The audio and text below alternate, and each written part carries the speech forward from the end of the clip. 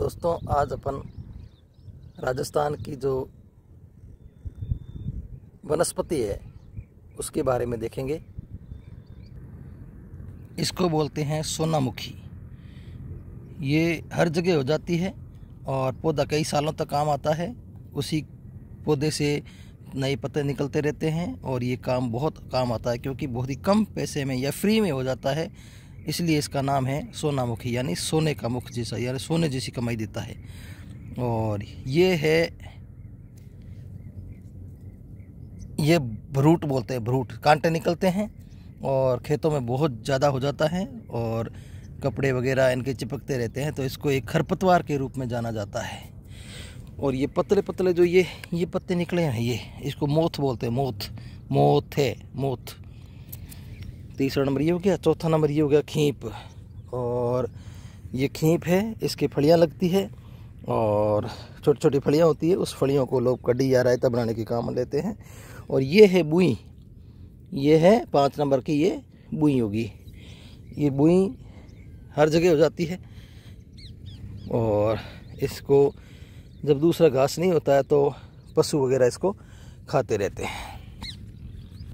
ये है आक के बारे में भी, ये जो फूल हैं ये बहुत ही सुंदर सुंदर होते हैं। बच्चे इनसे खेलते हैं, इसको ऐसे फोड़ते हैं तो पटाखे की आवाज़ आती है। देखो ये, तो इससे हम खेलते थे छोटे जब बच्चे थे तब।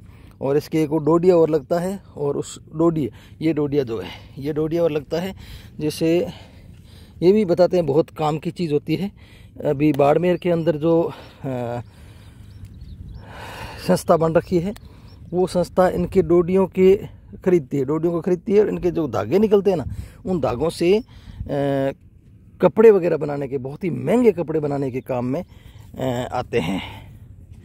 और अगली वनस्पति है हमारी, ये इसको चग भी बोलते हैं, सिणिया भी बोलते हैं, और ये डोरिया वगैरह बनाने के काम आता है। और जहाँ पहले रस्सी नहीं होती थी बाज़ार में, अभी तो बहुत तरह तरह की रस्सियाँ आ गई है। झोंपड़े वगैरह बनाने के लिए किसी भी काम में लेते थे तो ये इस सिणिये का बहुत ही मजबूत डोरिया निकाला जाता था। और उसके बाद में ये खींप है, इसका भी डोरिया निकाला जाता है। इसका थोड़ा कमज़ोर होता है और इसका मजबूत होता है। दोस्तों, ये है शंखपुष्पी। ये शंखपुष्पी के फूल आए हुआ है। ये फूल, इस शंखपुष्पी से बताते हैं दिमाग शांत होता है और बहुत ही ठंडी रहती है। ये शंखपुष्पी ठंडा दिमाग करती है। ये इसके फूल आए हुए हैं। ये है गंठिया बोलते हैं इसको। वैसे तो ये खरपतवार मानी जाती है फसल के लिए, लेकिन पशुओं के लिए ये बहुत ही पौष्टिक और बहुत ही ताकतवर चीज़ होती है। जहाँ गंठिया वाली जो ये वनस्पति है, ये जो पशु खाते हैं तो उनका दूध बहुत अच्छा होता है।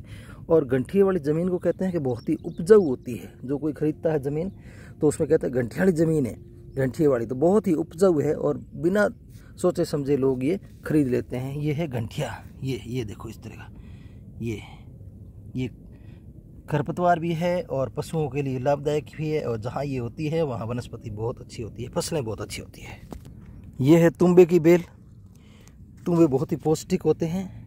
वैसे इसको बहुत बड़ी मात्रा में होते हैं। पहले इसको खरपतवार समझा जाता था, लेकिन आजकल ये खरीद रहे हैं, दवाई बना रहे हैं, बहुत अच्छी अच्छी दवाई बना रहे हैं इसकी। ये है सेवण घास। इस सेवण घास के बारे में RS IAS के अंदर बहुत बार प्रश्न पूछे जा चुके हैं। और राजस्थान के अंदर तो हर एग्ज़ाम के अंदर कभी न कभी किसी भी रूप में इसको पूछा जाता है भाई कौन से क्षेत्र में होती है, क्या काम आती है। तो रेगिस्तानी वनस्पति के अंदर इनका सबसे महत्वपूर्ण स्थान जो है वो इसका है। और ये सोनामुखी है ही, देखो आपको कहा था ना ये फ्री फंड में उग रही है, इसलिए इसको सोना कहते हैं। ये जो बड़े बड़े लगे हुए हैं ये वाले, ये है जंगली कीकर। इसकी पीली पीली फलियाँ लगती है। जब ये वनस्पति जो है, दूसरी वनस्पति जब सूख जाती है तो रेगिस्तान में छाया के लिए सबसे बड़ा ये काम करती है, क्योंकि दूसरी जो छोटी छोटी वनस्पति है सारी सूख जाती है, एकदम उजाड़ हो जाता है। जब ये वनस्पति, इस वनस्पति की जब कद्र होती है छाया के लिए, पशुओं की छाया के लिए, कोई इधर उधर कोई आदमी जा रहा है आ रहा है उसके लिए। और ये है खेजड़ी बहुत ही शानदार आपको पता ही है, इनकी सांगरियाँ होती है, इनकी पत्तियाँ होती है पशुओं के लिए, और खेजड़ी हो गई, और उधर वो देख बावली भी बहुत अच्छी एक वनस्पति है जिसके गोंद लगता है, बहुत ही शानदार गोंद लगता है उसका।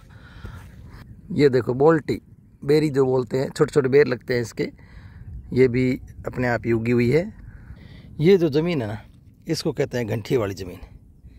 ये गंठी वाली ज़मीन है, ये देखो ये गंठिया उगा हुआ है। अब इसको हटा करके जब फसल उगाई जाती है तो बहुत ही शानदार और पौष्टिक और उपजाऊ फसल होती है, बहुत ज़्यादा। ये मैं जो खड़ा हूँ उससे कम से कम 20 फुट ऊपर ये गाय चर रही है, क्योंकि ये खुदाई की हुई है। यहाँ से लोग मिट्टी लेकर गए अपने घरों की भराई करने के लिए, यहाँ से उठा के ले गई मिट्टी, 20 फुट गहरी खाई खोद दी है। तो ये है टोटल वनस्पति दोस्तों, कुछ बड़ी कुछ छोटी, और खूब सारी वनस्पति लगी हुई है। यहाँ पे हरियाली है चारों तरफ। जब बरसात का मौसम होता है तो इस धरती के धोरे जो है वो एकदम कश्मीर बन जाते हैं, हिमाचल बन जाते हैं, शिमला बन जाते हैं। अभी बीकानेर का जो क्षेत्र है वो एकदम हिमाचल बना हुआ है, यानी शिमला बना हुआ है, चारों तरफ हरियाली ही हरियाली। तो आप देखिए, हम इसका लुत्फ़ उठाएंगे जब तक ये हरियाली है, और फिर ये बड़े बड़े पेड़ बचेंगे, छोटे वाले तो ये जानवर खा जाएंगे और कुछ सूख जाएंगे। नमस्कार, धन्यवाद।